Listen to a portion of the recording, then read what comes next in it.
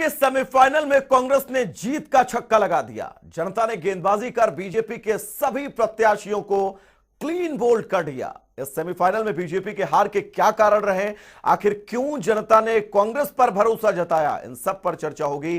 3 मेहमान हमारे साथ जुड़े हुए हैं, उनसे आपको मुखातिब करवाएंगे, लेकिन उससे पहले यह रिपोर्ट देखिएगा।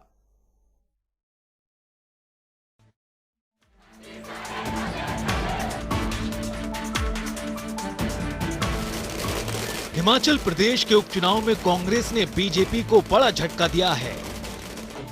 एक लोकसभा और 3 विधानसभा सीट पर हुए उपचुनाव में अप्रत्याशित नतीजे सामने आए हैं। ये नतीजे ऐसे हैं जिसके बारे में बीजेपी ने तो दूर, कांग्रेस ने भी सोचा नहीं था। कांग्रेस ने सभी 4 सीटों पर जीत दर्ज की। यही नहीं, सभी सीट पर बड़े मार्जिन के साथ कांग्रेस के प्रत्याशियों की जीत हुई। जहां एक और इस जीत को कांग्रेस पार्टी के लिए ऑक्सीजन के रूप में देखा जा रहा है, तो वहीं दूसरी ओर राजनीतिक पंडित ये मानते हैं कि हिमाचल बीजेपी को आत्ममंथन की आवश्यकता है। हिमाचल प्रदेश का उपचुनाव पूरी तरह से बीजेपी ने मुख्यमंत्री जयराम ठाकुर के चेहरे पर लड़ा।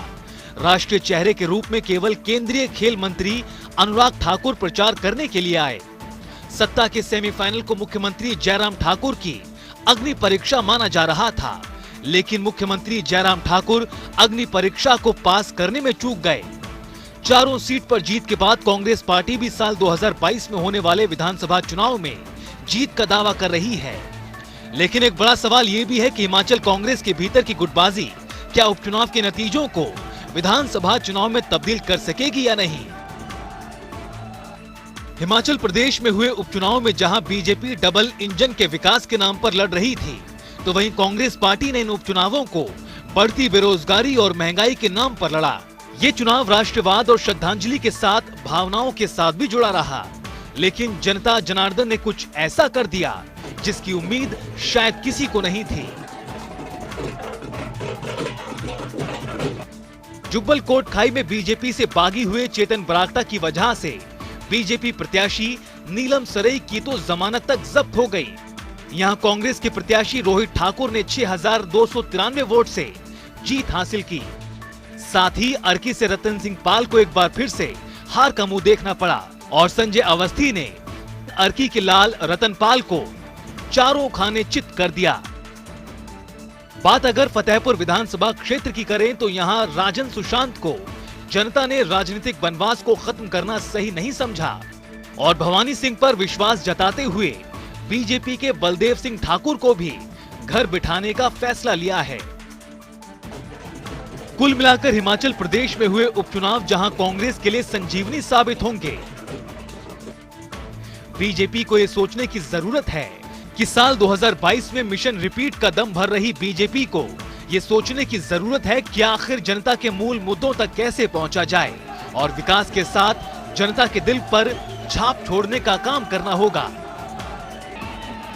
बहरहाल 2 नवंबर के दिन कांग्रेस को बड़ी जीत मिली है और अब कांग्रेस पार्टी अपने समर्थकों के साथ दिल से दिवाली मनाने जा रही है।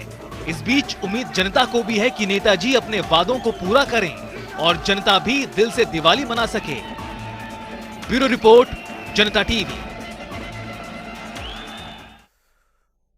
तो चुनाव के नतीजों के बाद यह तो बिल्कुल साफ है कि बीजेपी को जनता से जुड़े मुद्दों को समझना होगा, पहुंचना होगा उस बारीकी तक जो उनकी हार का कारण बनी है।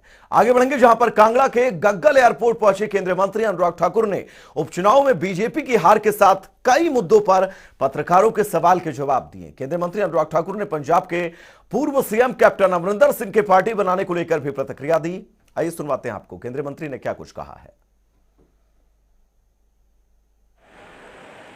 जनता का फैसला है, उस पर भारतीय जनता पार्टी हिमाचल प्रदेश संगठन बैठक बुलाकर समय पर मंथन भी करेगा और कारण भी देखेगा कि इन कारणों के कारण हिमाचल प्रदेश में ये नतीजे आए हैं और निश्चित तौर पर उन नतीजों से बहुत कुछ सीखकर जो सुधार करने की आवश्यकता होगी उस दिशा में कदम उठाए जाएंगे ताकि 2022 में एक बार फिर हिमाचल प्रदेश में कमल खिले। आपको लगता है महंगाई के कारण रही? मैं सिर्फ इतना कहना चाहता हूँ, अभी बहुत जल्दी है कुछ भी कहना। देश के अलग अलग राज्यों में रिजल्ट आए। असम में पांचों की पांचों सीटें भारतीय जनता पार्टी जीती, मध्य प्रदेश में जीते, कर्नाटक में से 2 में से 1 जीते। मैं ये कहूँगा हर राज्य में उपचुनाव की स्थानीय परिस्थितियाँ या बाकी कोई कारण रहते हैं, उस पर चुनावों के बाद हर राजनीतिक दल मंथन भी करता है। हम भी अपने यहाँ पर मंथन करेंगे। ये पार्टी का नेतृत्व तय करता है किस राजनीतिक दल के साथ गठबंधन करना है, और उससे पहले बहुत सारी बैठकें होती हैं। अभी तो अमरिंदर जी ने केवल नई पार्टी बनाई है, मैं अपनी ओर से उनको शुभकामनाएं देता हूँ। अनुराग जी, एक आपके अभी रैकी कुछ राज्यों में हुई है, फीडबैक ली जा रही है उसमें क्या क्या है, क्योंकि सर्दी का मौसम भी है, जनवरी के महीने में ठंड भी काफ़ी होती है, तो उसके भी कई फीडबैक हैं कि क्या जनवरी में यहाँ पर करवाना संभव होगा, उचित होगा, किस तरह की व्यवस्थाएं होगी, ठंड भी काफ़ी होती है और मौसम कैसा रहेगा, इन सब पहलुओं को देखकर निर्णय, उसमें कुछ और विचार किया जा रहा है। जब एक बार फाइनल होगा तो बताएंगे। उधर कुल्लू पहुंची प्रतिभा सिंह ने जीत के लिए सभी मतदाताओं का आभार जताया। उन्होंने मंडी संसदीय क्षेत्र के विकास को लेकर भी जनता के बीच अपने विचार रखे। कुल्लू के प्रवेश द्वार बजौरा में पहले प्रतिभा सिंह का बंजार विधानसभा कांग्रेस कमेटी के द्वारा स्वागत किया गया। इसके बाद गांधीनगर में भी नगर परिषद कुल्लू के अध्यक्ष गोपाल कृष्ण महंत ने कांग्रेस कार्यकर्ताओं के साथ स्वागत किया। इसके बाद सांसद प्रतिभा सिंह ढालपुर के प्रदर्शनी मैदान पहुंची। इस दौरान शिमला ग्रामीण के विधायक विक्रमादित्य सिंह भी मौजूद रहे। उधर मंडी पहुंचे विक्रमादित्य सिंह ने सीएम जयराम ठाकुर के मंडी हमारी थी, हमारी है और हमारी रहेगी के बयान पर जवाब देते हुए कहा कि मंडी आज भी प्रतिभा सिंह की नहीं है और प्रतिभा सिंह मात्र यहां से सांसद हैं। उन्होंने कहा कि मंडी इस संसदीय क्षेत्र के सभी लोगों की बराबर की है। विक्रमादित्य सिंह ने कांग्रेस को मिली जीत के लिए मंडी की समस्त जनता का धन्यवाद किया। जो मैंडेट मंडी संसदीय क्षेत्र की जनता ने दिया है, ये विकास के लिए दिया है और ये जो हताश यहाँ के लोग थे उसके लिए दिया है। हमको मिलकर इन कमियों को आने वाले समय में पूरा करने की आवश्यकता है। एक सकारात्मक सोच के साथ आगे बढ़ने की आवश्यकता है। और जो ये नारा दिया गया था कि मंडी हमारी है और हमारी रहेगी, मैं सार्वजनिक रूप से आप लोगों के माध्यम से ये कहना चाहूँगा कि मंडी आज भी प्रतिभा सिंह जी की नहीं है।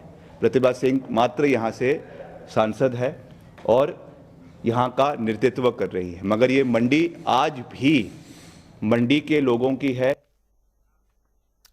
पूर्व मंत्री सुधीर शर्मा ने कांग्रेस की जीत पर कहा कि जनता का प्यार कांग्रेस पर बरकरार रहेगा। आगामी चुनाव में वो धर्मशाला से ही चुनाव मैदान में उतरेंगे। पर्यटन राज्य की अपार संभावनाओं को लेकर सुधीर ने कहा कि प्रदेश की बीजेपी सरकार ने पर्यटन संसाधनों का उचित इस्तेमाल नहीं किया। आगामी समय में जब कांग्रेस की सरकार आएगी तो पर्यटन की ओर और ज्यादा ध्यान दिया जाएगा। उधर केंद्रीय मंत्री अनुराग ठाकुर ने हिमाचल प्रदेश के पूर्व परिवहन मंत्री जीएस बाली की मृत्यु पर शोक व्यक्त किया।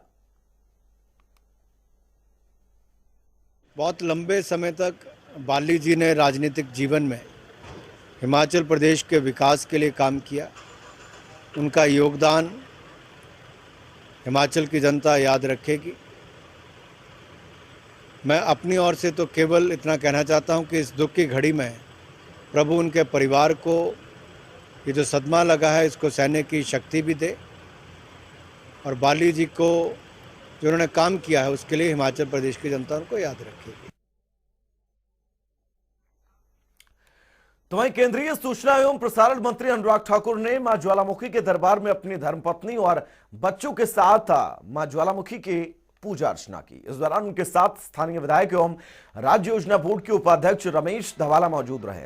अनुराग ठाकुर को रमेश धवाला ने मां ज्वालामुखी की चुनरी प्रसाद के साथ सिरोपा भेंट कर सम्मानित किया। नूरपुर के छोटे से गांव सुलियाली के सार्थक ने जवाहर नवोदय विद्यालय में टेस्ट पास कर गांव के साथ परिवार का नाम रोशन किया। सार्थक डीएवी स्कूल वागनी नूरपुर में पढ़ाई कर रहा था। स्कूल के अध्यापकों ने सार्थक को बधाई दी और भविष्य में कामयाबी की कामना की है। सार्थक ने भी अपनी इस सफलता पर खुशी जाहिर की है।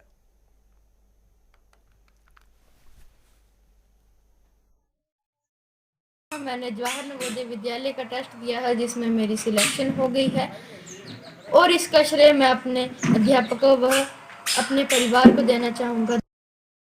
बेटे सार्थक सुल्यालच की सिलेक्शन नवोदय विद्यालय में हो गई है। इससे हमें बहुत ही खुशी हो रही है।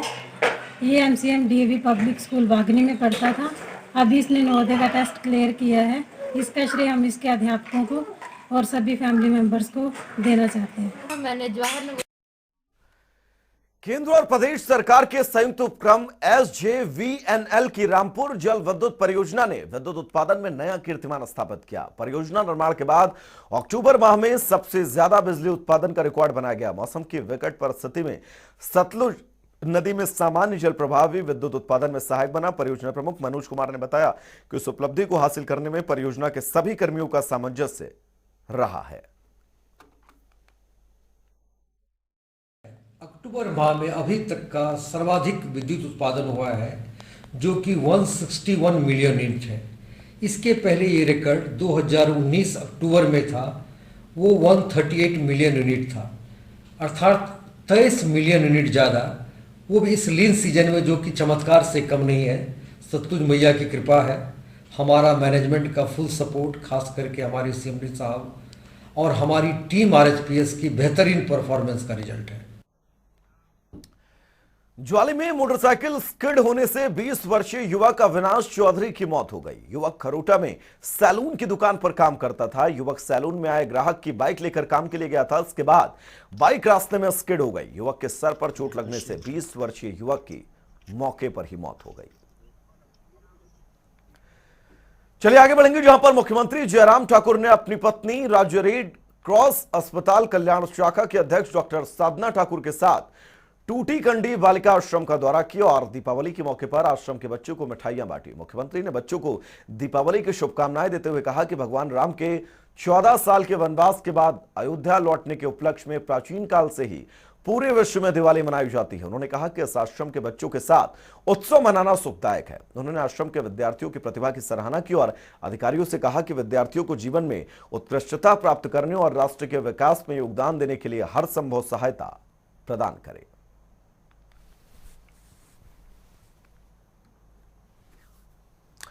चलिए फिलहाल रुकेंगे एक बहुत छोटे से ब्रेक के लिए, कहीं जाइएगा नहीं। जनता टीवी पर खबरों का सफर लगातार जारी रहेगा। नमस्कार।